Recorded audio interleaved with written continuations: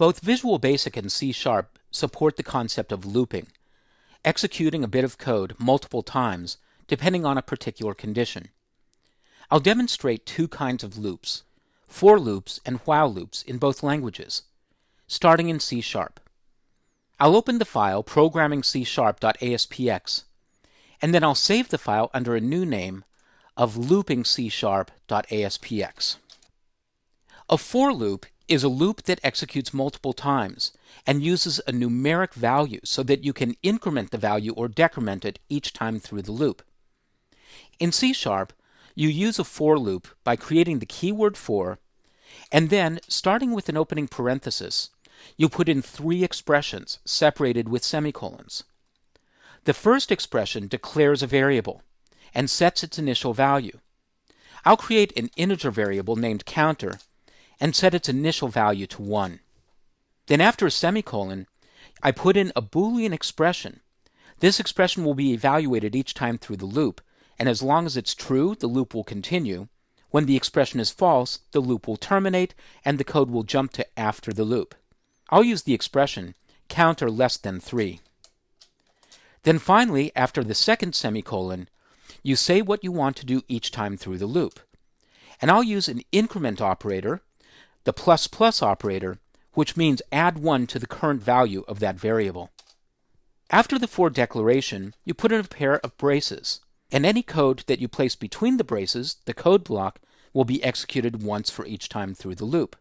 I'll use the output function that I've already created, and I'll output the value of counter is, and then I'll append the value of the variable using the plus operator, which in C# is how you concatenate values together. I'll save and test the page. I'll select Debug, Start Without Debugging. When the page opens, I'll click the Run Code button, and you'll see that I output the value of counter twice. When the value of the variable matches 3, though, the loop is terminated. So that's how you create a for loop. Now let's take a look at how to create a while loop. I'll press Alt-Shift-Enter to expand to full screen so I can see all of the code. I'll place the while loop after the for loop.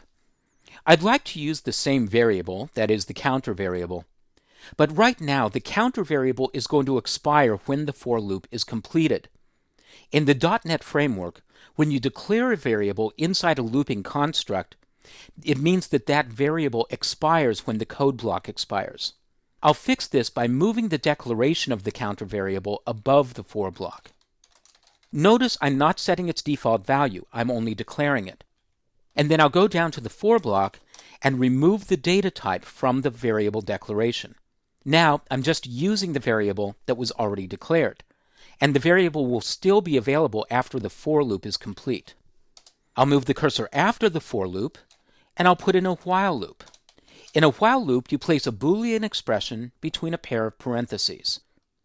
I'll set my Boolean expression to a value of counter greater than 0, meaning that I'm going to loop as long as counter is at least 1. Then I'll copy and paste the output call. So I'm outputting the value of the counter. And then, this is very important, you are responsible for changing the value of the variable. If you forget the next step, you will have created an infinite loop. That is, there's nothing in the while construct to actually change the value of the expression or the variable. So each time through the loop, I'll use the expression counter minus minus, meaning decrement the value by 1. I'll save the changes, and I'll run the page. When I run the code, I start off in the for loop going up by 1. When I hit the value of 3, the for loop terminates, and then I get into the while loop, and I walk back down the values 3, 2, and 1. So that's looping in C#. Now let's do the same thing in Visual Basic. I'll open the file, programmingvb.aspx. I'll save the file as loopingvb.aspx, and then I'll create the same sort of code. Just as in the C# version, I'll start by declaring the variable. I'll use the dim keyword, and then counter as integer. Now I'll be able to use that variable in both the for loop and in the while loop. Here's the syntax for a Visual Basic for loop.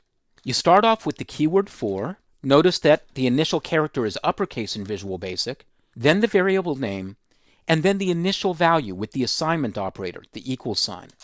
Then you put in the to keyword and indicate how high you want to count. When I press enter, Visual Web Developer automatically puts in the keyword next. In a for loop, you start off with the for declaration and you end with the next declaration. Now I'll call my output function. Once again, I'll start with a literal value, and then I'm going to concatenate the value, which in Visual Basic is done with the ampersand character. So that's the completed for loop. Now I'll do the while loop. The while loop starts off with the keyword while, and I'll use a Boolean expression as in the C# version, where I'm looping as long as the counter is greater than 0. A while loop ends with the construct end while. Now I'll once again copy and paste my output command. I'll select the command, press Ctrl+C, place the cursor within the while loop and press Ctrl+V. And then, again, in a while loop, you are responsible for modifying the counter. And in Visual Basic, you can't use those simple increment and decrement operators of plus, plus, and minus, minus. So instead, you say counter equals counter minus 1. So there's your for loop and your while loop in Visual Basic. I'll run the page, selecting Debug, Start Without Debugging. I'll click the Run Code button, and there's the result in Visual Basic. So the capabilities and functionality of the languages is the same, but the syntax that you use is different between Visual Basic and C#.